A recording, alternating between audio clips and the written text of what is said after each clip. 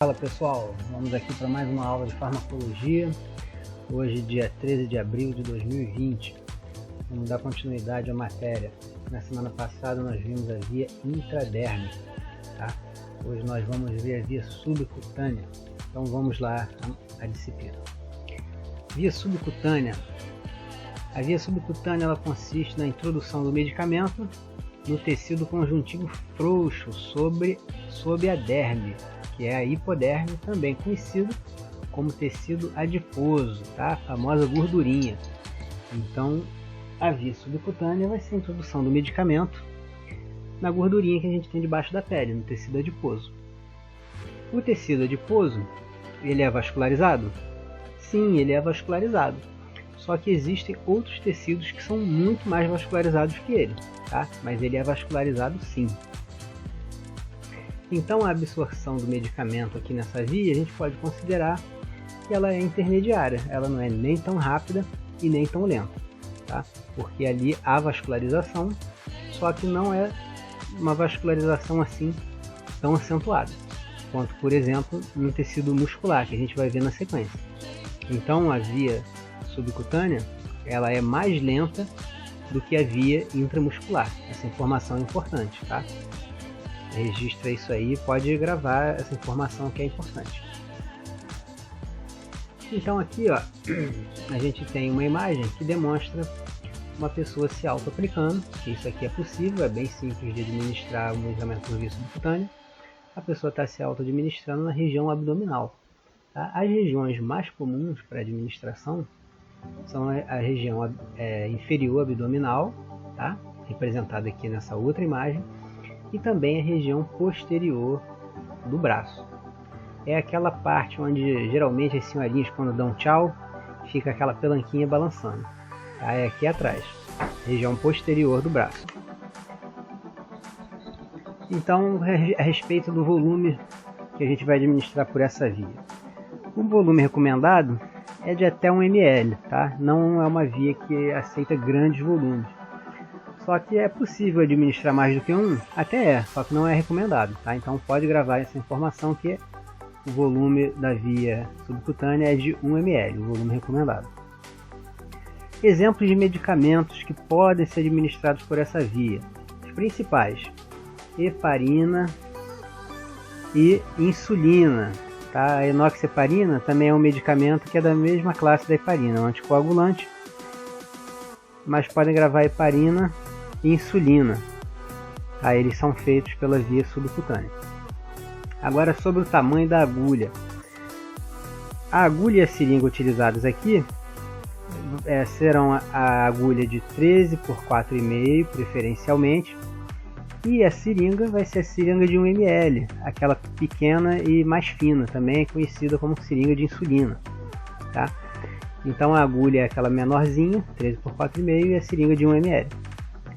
O ângulo de inserção de 90 graus. Tá? Ângulo de 90 graus em relação à pele. Então aqui na imagem a gente vê o exemplo da injeção subcutânea.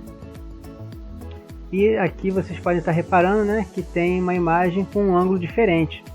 Tá? Aqui está o ângulo de 90 graus, quando é utilizado a agulha 13 por 4,5.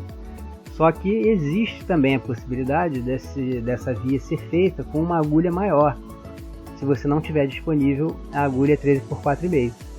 Tá? Então, quando você não tiver essa agulha menor disponível, você pode sim usar uma agulha maior, só que aí você vai diminuir o ângulo para 45 graus. Isso aí é uma informação também importante, gravem isso. Isso aí em provas principalmente podem ser pegadinhas, tá? Então ela pode ser feita com essas duas angulações, dependendo do tamanho da agulha. E por que quando a agulha é maior a gente faz o ângulo um pouquinho mais inclinado? Justamente para não correr o risco dessa agulha atingir o tecido muscular, porque ela é mais comprida, ela é maior. Então quando a gente diminui o ângulo, a gente possibilita que ela atinja somente o tecido adiposo. Tá? Aqui nesse esquema, ó, a gente consegue verificar aqui, ó, a pele, o tecido adiposo, e aqui embaixo tecido muscular. Então esse ângulo menor é feito justamente para evitar que se atinja o tecido muscular.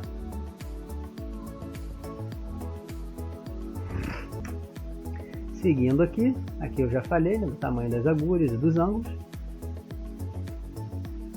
Outra informação importante aqui, ó, principalmente para usuários de insulina. Então a gente deve variar o local da administração da via subcutânea. Por quê?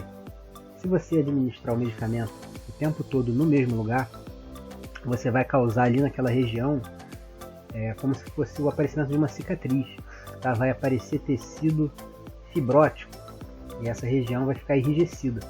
Isso pode trazer algumas complicações. Então a recomendação é que se varie o local da administração. Sempre que você fizer uma nova injeção, você vai fazer num local diferente, para evitar a lipodistrofia.